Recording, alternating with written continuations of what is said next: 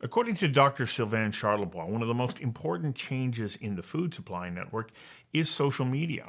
Consumers, he says, finally have a voice, and they're using it. They're talking a lot about food and where to buy it.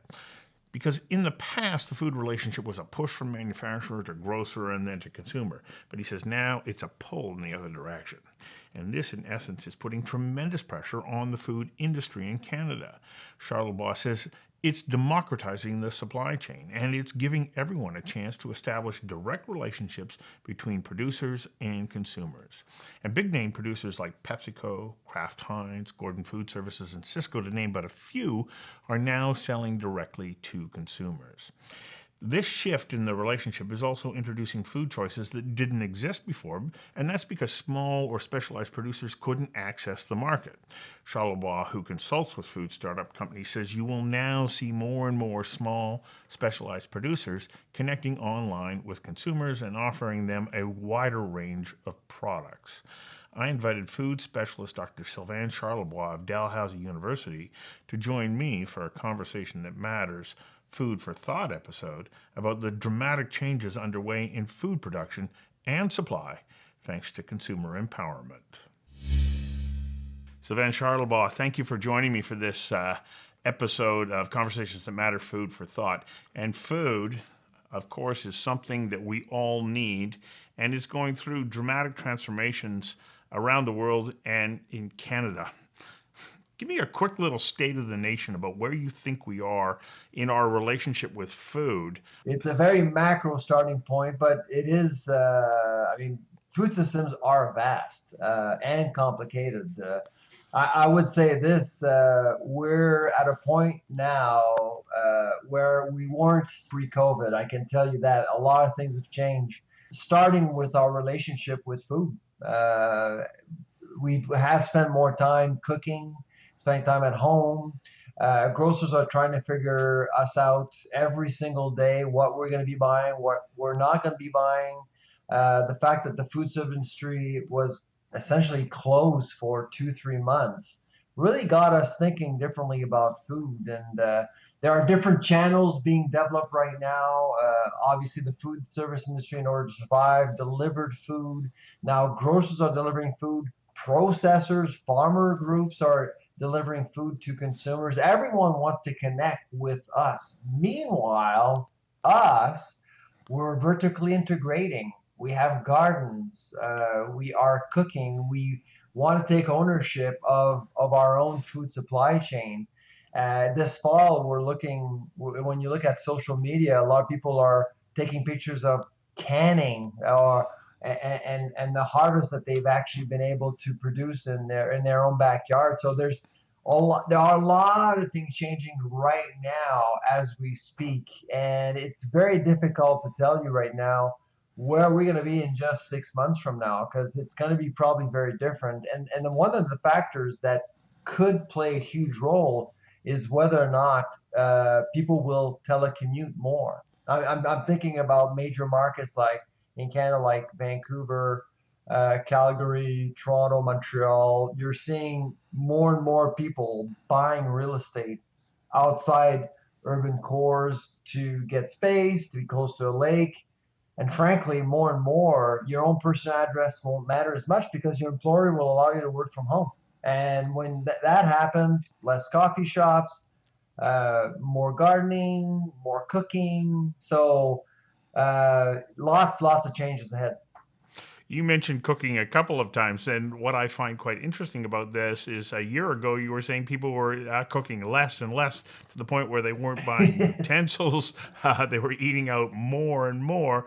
Like, this is a dramatic change, and I think it goes to demonstrate that it's very, very difficult to know what will be relevant 6 months from now, or even 6 weeks from now. Oh, absolutely. Actually, you're right. I mean, a year ago, I was actually a little bit concerned.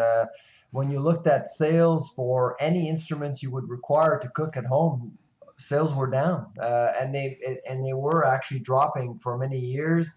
Uh, all the stuff you need to cook, flour, sugar, all those types of products, they were all down for many years. I didn't know that you needed a pandemic to get people cooking again. I just didn't know that, and I suspect that a lot of people didn't know that. And we got into baking all of a sudden as a nation in May and June. So absolutely, it's been a shocker. It's been a shocker for the industry, and it's been a shocker for us all. And so we're just about to go into the fall right now. That fall is absolutely charged with uncertainty, some anxiety. Kids are going back to school. We may actually be. So the pandemic, of course, really forces our focus on health and well-being. And there has been this move amongst consumers in the past few decades to start to really understand the relationship between food and their own well-being. And so we've seen dramatic changes in the kinds of foods that are produced. People now say, well, I'm a vegetarian, or I'm a pescatarian, or I'm a flexitarian, which is a term that I hadn't heard until I heard it from you. We really are changing that relationship with food. Why is it important that we continue to do this post whatever comes of COVID-19? Um, the momentum, we saw a lot of momentum prior to COVID. The market was becoming more fragmented. The vegans, vegetarians, the flexitarians, and frankly, the flexitarian term I didn't coin, somebody else did. It's been in the dictionary for about 4 years now. And I'm still not sure what it means, because everyone can be a flexitarian, really. I mean, when you think about it, it's just really a deliberate will to reduce the amount of meat you consume, whether you decide to eliminate meat or not. But there are different fragments emerging, which is interesting. And I've always believed that this is the future of food, actually allowing people to recognize themselves in the food system, and also allowing them to make choices. And that's how you generate growth. For decades, especially in Canada, it was a bit of a there was a massive push strategy. We produce, here you go, Mr. and Mrs. Consumer, this is what you're going to eat. But because of social media, everything is turned around now. We're actually giving a voice to consumers, and they're being allowed to voice their opinions, their concerns about the food industry, about this industrial model we have in Canada.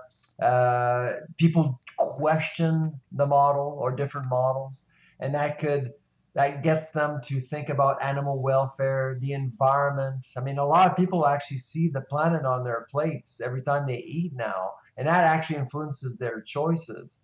And I've always believed it's a great thing. So when I talk to cattle producers in Alberta or grain growers in Manitoba, they feel threatened by all these changes. And I always say this is the end of the stomach share era. This is not about you win, I lose, or I win, you lose. This is not about getting into everyone's stomachs as much as possible. This is about selling value, providing value to Canadians.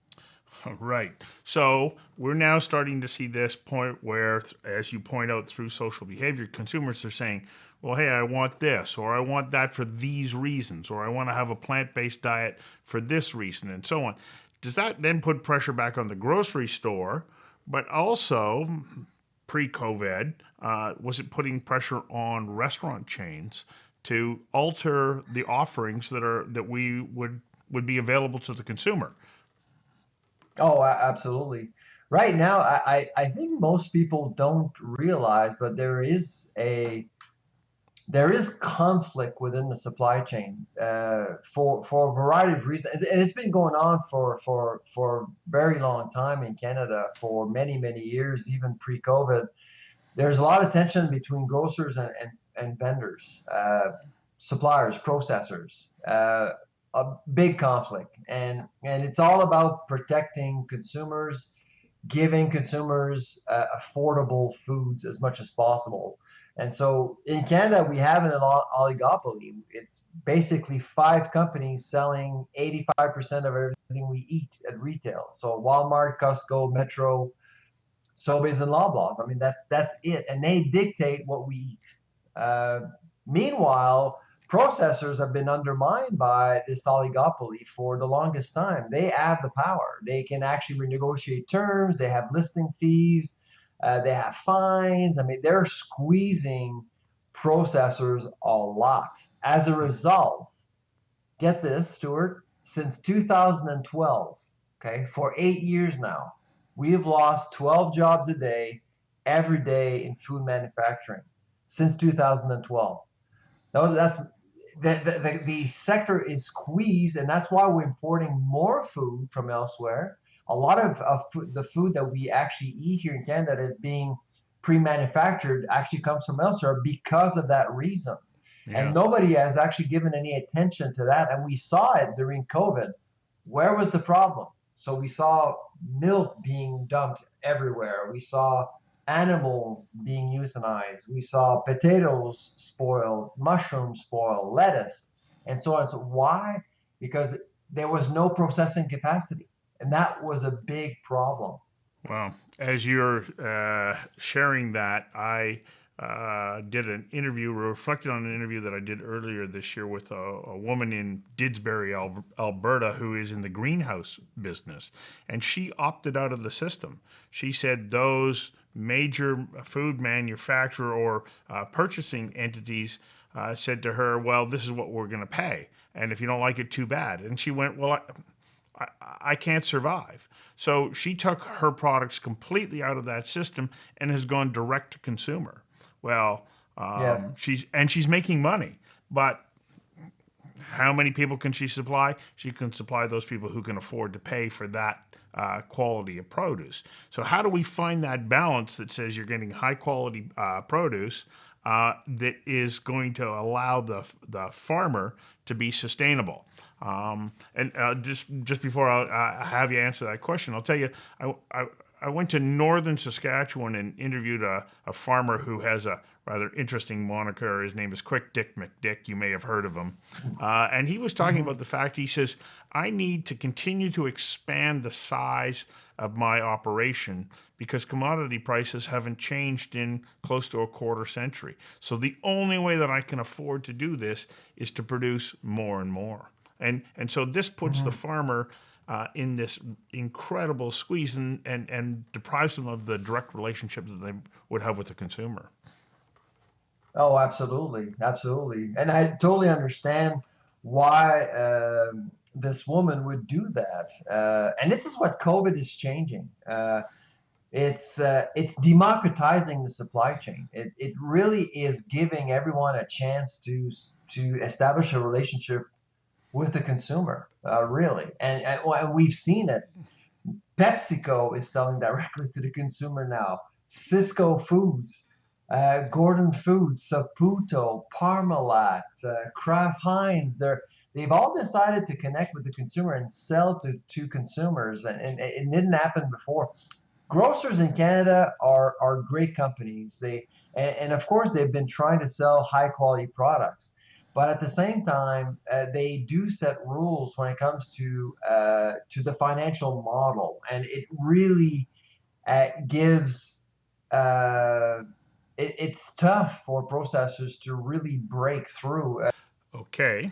So are those foods more expensive though because of this direct relationship rather than through the larger suppliers?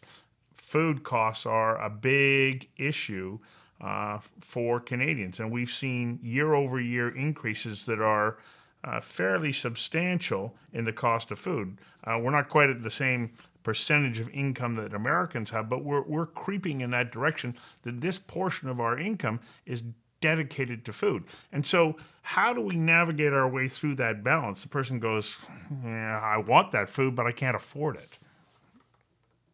It's a great point, Stuart. I would say the narrative around food inflation or food prices really changed in 2008 in Canada.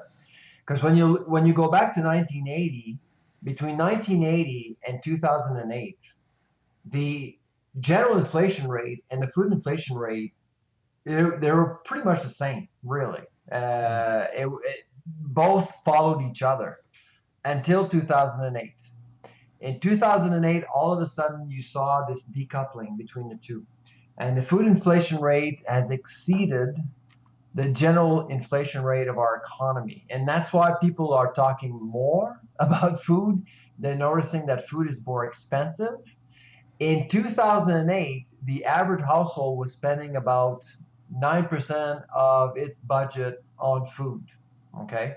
Now we're almost close to 10%. And because of COVID, because you probably saw numbers coming from StatsCan, the general inflation rate is at 0, but still the food inflation rate is almost at 3. So that decoupling is increasing again. So Hmm. we are expecting the average household to spend probably 12% of income, probably by the end of 2022, which means that food security is a huge issue in Canada. It's only going to increase. Before COVID, 1 out of 8 households experienced food insecurity over the last 12 months. That ratio increased to 1 in 7. So 1 out of 7 households has experienced food insecurity since the start of the pandemic. That is a lot. That's 700,000 people more than before COVID. Wow. Yeah. So how do we ensure that the food supply system in Canada is sustainable? Because there are shifts that are happening. We see people moving away from meat, looking for other plant-based and plant-based protein products. Um, how do you support the farmers? How do you support the entire system to make those shifts and still leave the consumer with the sense that they have food security? It's a good question.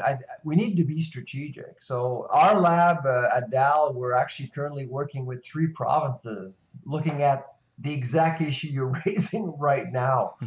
So Newfoundland, New Brunswick, and Quebec. And so we're looking at several facets of the food system. So one, production.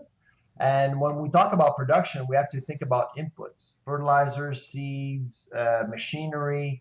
You need an ecosystem in order to support farming. And a lot of the work that needs to be done in Canada, frankly, is in horticulture, produce. That's where we're the weakest there by far.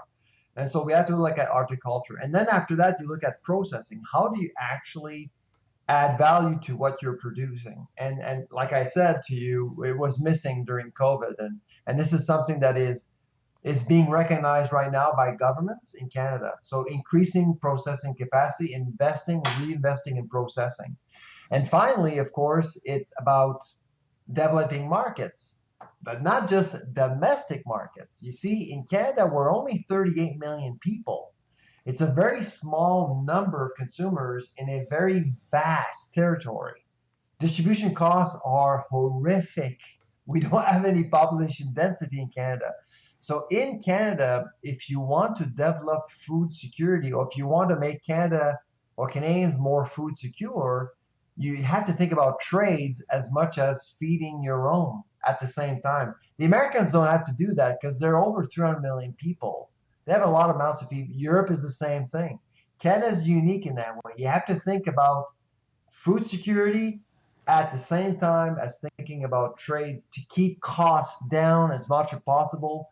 Uh, you need to increase or better economies of scales to keep costs down and remain competitive in your own market.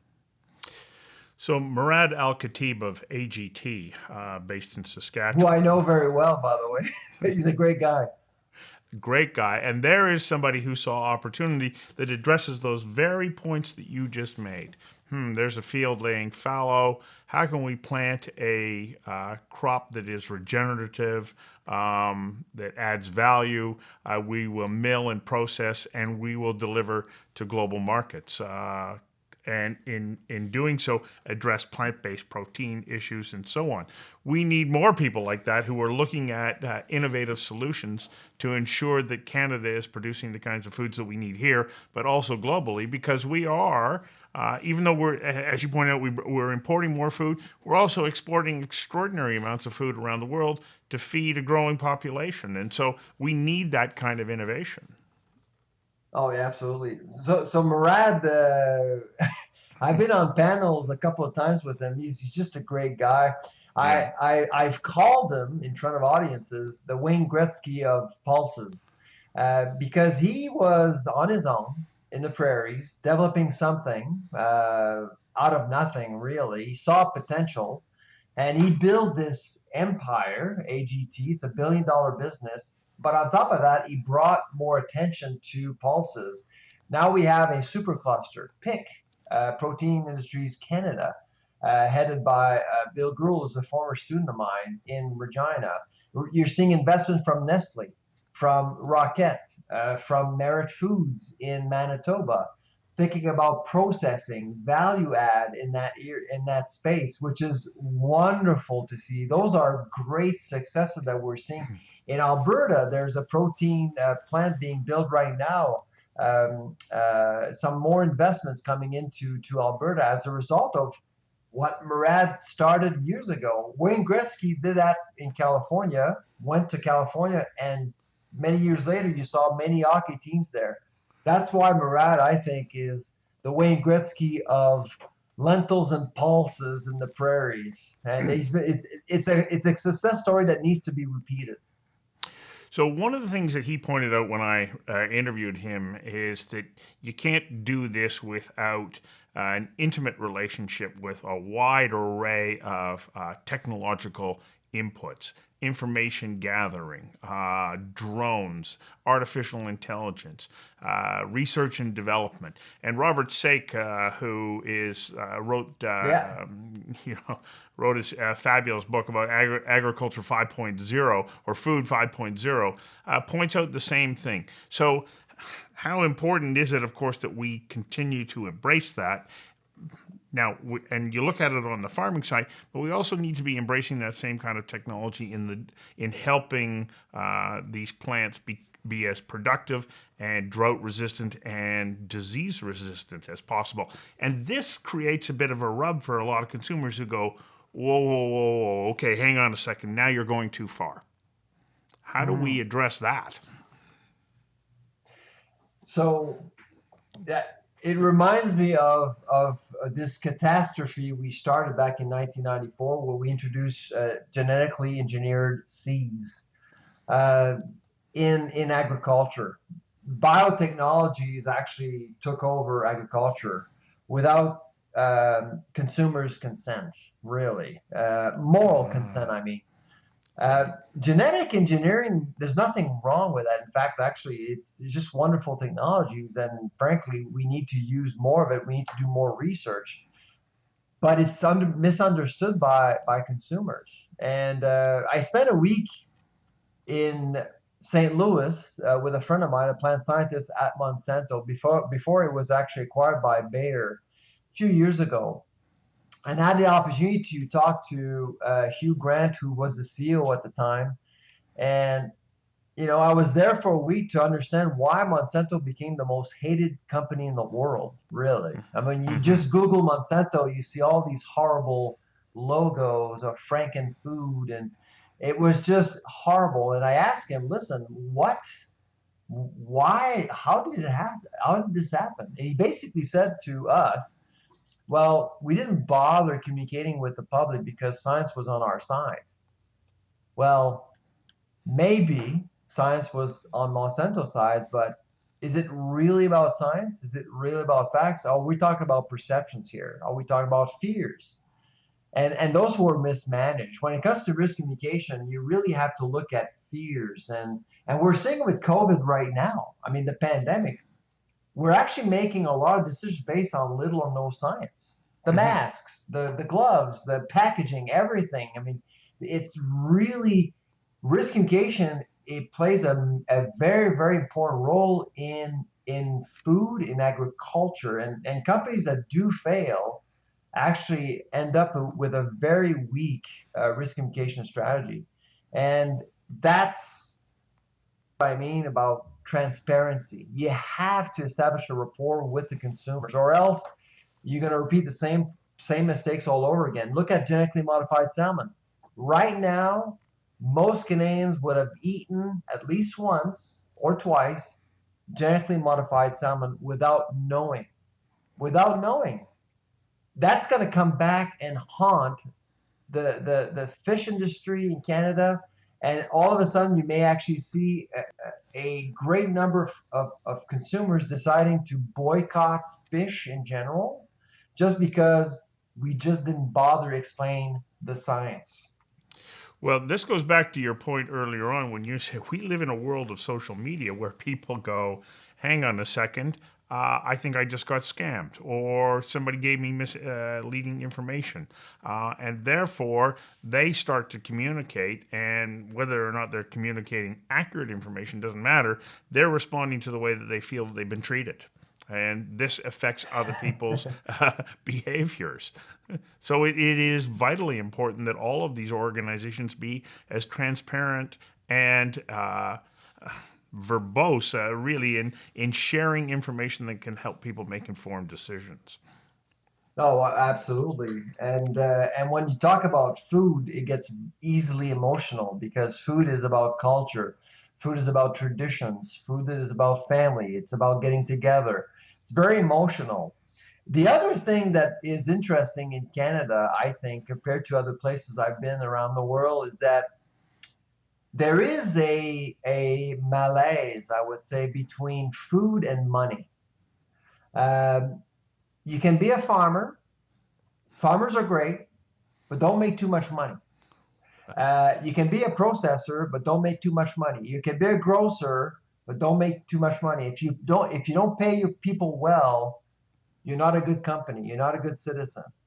And so I think a lot of Canadians actually do have this discomfort of seeing a food industry making too much money. Where in the US, some people think like that, but the majority of people accept the fact that it is a capitalistic economy, and companies, in order to survive, they need to make money, which is Mm-hmm. okay. In Canada, I think we're going to have to get a hold of that sentiment. And because if you don't allow the food industry to make money or to get comfortable in making money, and you won't see innovation anymore, and you won't see growth, and frankly, most importantly for us, you won't see jobs being created in rural economies, rural communities. And that's why kids are leaving rural communities. I'm one of them. I was raised on a farm, and I had to leave town because I didn't want to be there because all my friends have left. So that we need to think about that a little bit more as we grow as a nation. Well, otherwise we will not have the food products that we need because there's you cannot grow food entirely by automation. Despite the fact that you look at the sprayers and spreaders and all of the farm equipment and you The go, this is drones and oh yeah, yeah.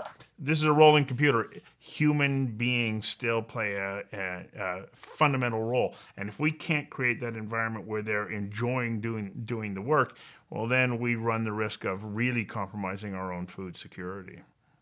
Oh, absolutely. And so we need to innovate. We need to incentivize the economy to do better. And if we don't, we'll go back to the 1950s where it's all going to be about meat and potatoes. And frankly, from a nutritional perspective, that's not desirable at all. So we did have food security for a while, but nutritional security is still an objective for the majority of people. And frankly, because of the economic downturn we're experiencing right now, a lot of people will suffer over the next year or so, and we have to think about them. We have to think about ways to make tomatoes affordable, cucumbers affordable, salads affordable as much as possible.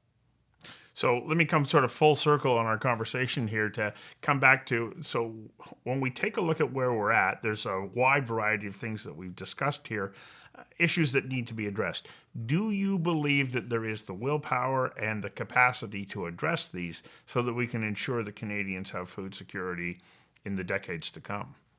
I don't know. I don't know. I mean, I would say that right now, I have hope. I've always had hope. It's just I see a lot of fighting going on, and that's really a problem we need to resolve. There's infighting within the distribution system. There's infighting. There's even fighting amongst farmers. I mean, if try to get a farmer which grows lentils in the same room as a farmer who actually ranches cattle. They're not getting along all that much these days. And sometimes, well, they have to go into the same room and talk about issues. And so I think we need to think about the market the same way. It's about a fragmented market. It's about a different market, a moving market, and embracing differences and diversity is desirable. You will make money if you actually recognize how diverse the market is. You can't really expect to eat beef. It's impossible. Cattle ranchers hate A&W with a passion. So the three legs of the stool then really are the consumer, the manufacturer, and the producer, being the farmer. They have to figure out how to work together so that they're not in conflict with one another. You've been listening because you didn't mention the word government. Yeah. Listen, the three legs that you just mentioned, perfect. That's all we need. Well, let's hope that we can achieve it. Because we all have stomachs that we need to fill, and we need those. We need that collective effort to ensure that we're meeting environmental considerations, that we've got sustainable food production, that we have affordable food with security. It's very complex, and I think that we all need to continue to pay more attention rather than less. And I think that if we do so, we can remain hopeful, as you say you are. Absolutely. Very positive. Stay positive. We need to stay positive. Yes. Well, thank you for taking the time to do this. I really appreciate it. This was a fantastic conversation. My pleasure.